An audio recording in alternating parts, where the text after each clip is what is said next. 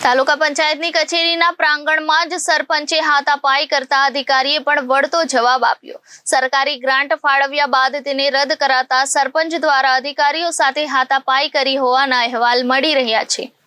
તાલુકા પંચાયત કચેરીના પ્રાંગણમાં જ સરપંચે હાથાપાઈ કરતા અધિકારીએ પણ વળતો જવાબ આપ્યો। સરકારી ગ્રાન્ટ ફાળવ્યા બાદ તેને રદ કરતા સરપંચ દ્વારા અધિકારી સાથે હાથાપાઈ કરી હોવાના અહેવાલ મળી રહ્યા છે। ઝઘડિયા તાલુકા પંચાયતના અધિકારી સાથે તાલુકાના એક ગામના સરપંચે તેની ફાળવાયેલી ગ્રાન્ટ રદ કરવામાં આવતા અધિકારી સાથે હાથાપાઈ પર ઉતરી આવ્યા હતા।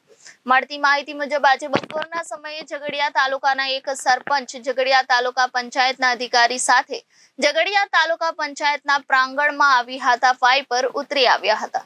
અધિકારીએ પણ તેના બચાવમાં વળતો જવાબ આપ્યો। સરકારી કચેરીમાં ઝપાઝપી થઈ હોવાના અહેવાલ મળી રહ્યા છે। આ ઘટના બાબતે તાલુકા વિકાસ અધિકારીએ પોલીસને બોલાવવા પણ જણાવ્યું હતું, પરંતુ આ લખાય છે ત્યાં સુધી બંને પક્ષોમાંથી કોઈએ પોલીસ ફરિયાદ નોંધાવી નથી।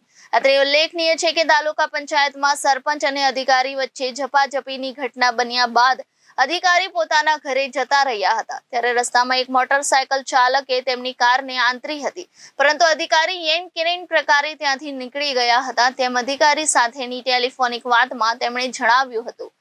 Reporter Viral Gohil, Janadesh news, Bharuch.